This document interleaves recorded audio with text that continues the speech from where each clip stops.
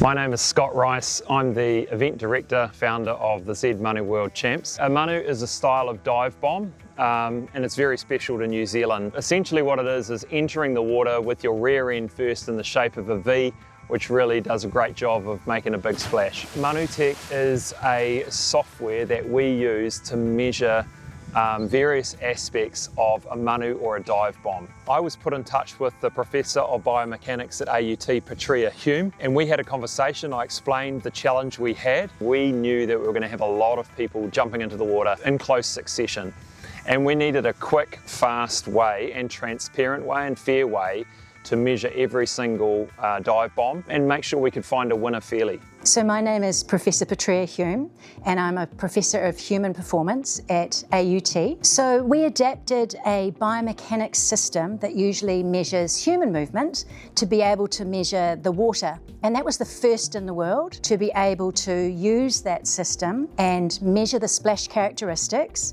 and then put them into the equation to be able to determine the ManuTech score. The light bulb moment was when we did the vigorous testing. So we had Scott jumping off diving platforms, measuring Manus all over the place off the wharf at Kauau Island, and we could see that we could get the measurements accurately and quickly within the 15 seconds. The impact ManuTech's had on the competition has been amazing. We avoid controversy around, whether a judge scored it higher or lower, so that takes that element out of it. There's something to win here, there's something to work towards, and I think that's really healthy. We're trying to keep Māori and Pacifica people, especially youth, safe around the water, whether it be to be aware of currents or something underneath them where they're jumping with a buddy. Doing Manus, doing dive bombs is a slightly unorthodox way of keeping active, but it's jumping off platforms, it's swimming to the side, it's running back upstairs. ManuTech's amazing because it enables us to look at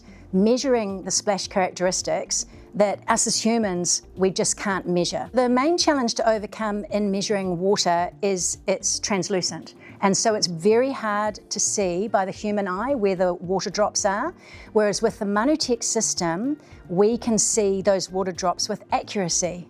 So it provides certainty for the competitors to see that there's a reliable system that is measuring their performance. Tell you what, I've watched about 10,000 of them, so if I could write a book on theory of a Manu, I'd know it. It's a great leap from the platform. It's really preparing beforehand.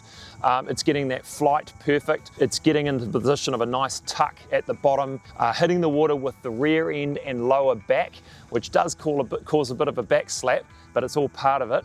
And then it's kicking out once they hit the water, and that creates this big propulsion of water straight up. People think that it's just about body size, and the biggest body size people will make the biggest splash.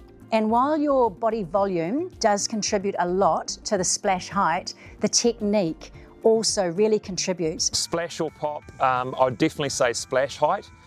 We measure by splash height in pretty much all the qualifiers. That's what gets someone through to the grand final.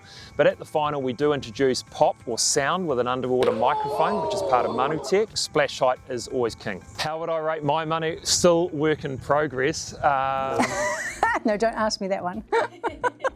But I can definitely show you a coffin. I'll leave the Manus to the boys at the end of the jetty.